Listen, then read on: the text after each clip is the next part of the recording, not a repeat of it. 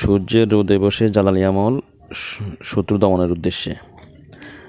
এই আমল করলে কোনো জাদুঘর জিন, জাদুঘর তান্ত্রিক, কবিরাজ আপনার সামনে মাথা নত করতে মাথা তুলে দাঁড়াতে পারবে না, মাথা নত করতে বাধ্য হবে। তাদের কোনো প্রকার কালো জাদু আপনার উপর ক্রিয়া করবে না, কাজ করবে না। যদি সে কালো জাদু বান নিক্ষেপ করতে চায়, তার বানে সেই নিজে ধ্বংস হয়ে যাবে, তার জাদু তার দিকে ঘুরে চলে যাবে, সেই নিজে ধ্বংস হয়ে যাবে। আপনারা যদি আমলটা করেন, জালালি আমল কারে কয়, তখন আপনি ঠার পাইবেন, সেও ঠার পাইব, আপনিও ঠার পাইবেন যে কারে কয় জালালি আমল। অত্যন্ত গুরুত্বপূর্ণ একটা আমল। আপনাকে আল্লাহর আমলের কারণে আপনাকে আল্লাহর ফেরেশতারা চতুর্দিক থেকে বেষ্টনী করে রাখবে, আপনাকে হেফাজত করবে। আপনার কোনো ক্ষতি হোক তারা চাইবে না। কিন্তু আপনি কয়েকটা জিনিস থেকে বেঁচে থাকতে হবে। একটা হলো বেকানারির সঙ্গ ত্যাগ করতে হবে। বেকানারির সাথে কথা বলতে পারবেন না, দেখতেও পারবেন না, মিথ্যা কথা বলতে পারবেন না, অন্যভাবে কোনো ক্ষতি করতে পারবেন না। যে আপনার ক্ষতি করে তার ক্ষতি করতে পারবেন, কিন্তু অন্যভাবে করতে পারবেন না।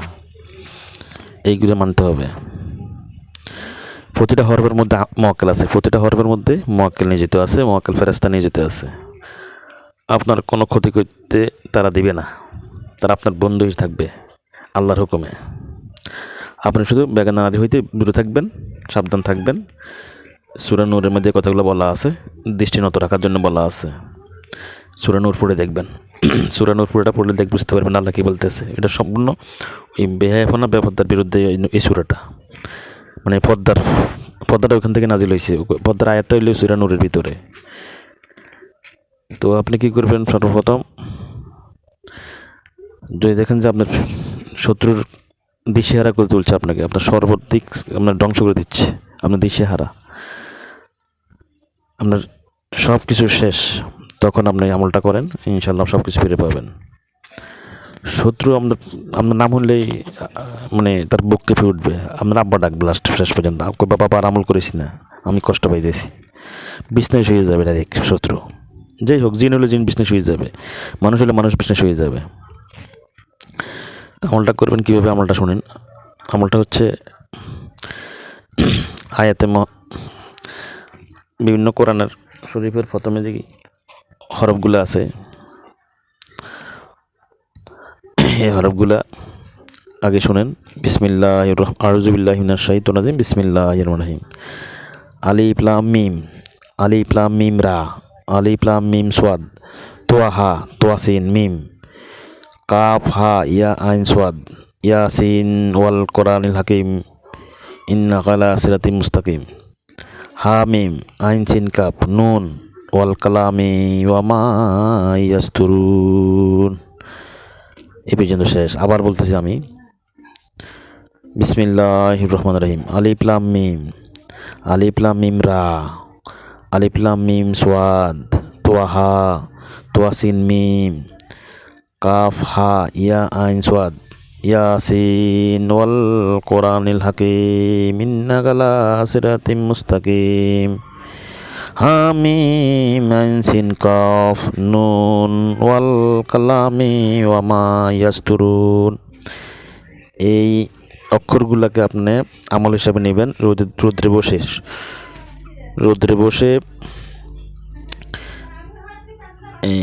নিচে 41 বার পাঠ করবেন প্রতিদিন।